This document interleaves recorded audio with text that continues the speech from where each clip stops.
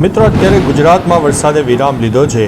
ગુજરાતના અનેક વિસ્તારોમાં વરસાદે વિરામ લીધો છે, પરંતુ કચ્છ અને ઉત્તર ગુજરાતના અનેક ભાગોમાં હજુ પણ ભારે વરસાદની સંભાવના છે.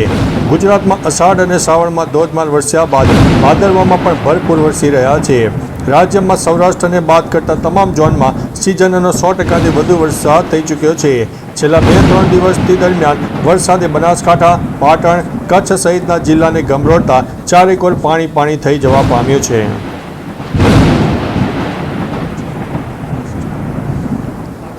મિત્રો, મહત્વનું છે કે બનાસકાંઠાના સુઈ ગામમાં 2 દિવસથી 17 ઇંચથી વધુ ખાબકેલા વરસાદના કારણે જનજીવનને માઠી અસર થવા પામી છે.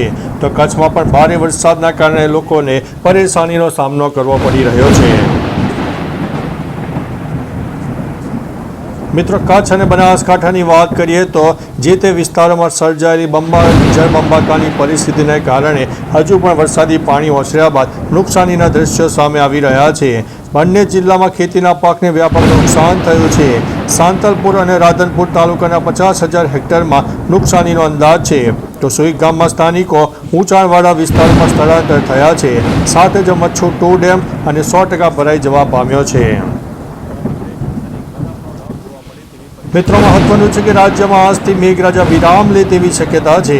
હવામાન વિભાગ દ્વારા આગામી 6 દિવસ સુધી હળવા મધ્યમ વરસાદની શક્યતા વર્ણવવામાં આવી છે.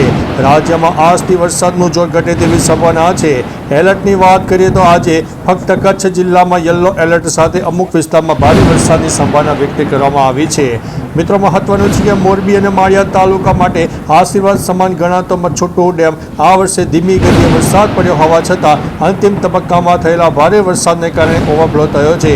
મંગળવારે રાત્રે લગભગ 1:45 વાગ્યાના અરસામાં ડેમ ઓવરફ્લો થતાં મોરબી અને માળિયા તાલુકાના લોકોને આગામી 12 મહિના માટે પીવા અને સિંચાઈના પાણીમાંથી ચિંતામાંથી મુક્તિ મળી છે.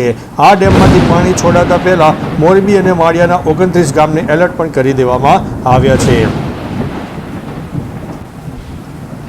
મહત્વનું છે કે સાંતલપુર અને રાધનપુર તાલુકામાં 50,000 હેક્ટરમાં નુકસાનીનો અંદાજ છે.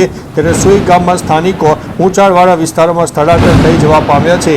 ત્યારે બીજી તરફ મચ્છુ 2 ડેમ 100% ભરાઈ જવા પામ્યો છે.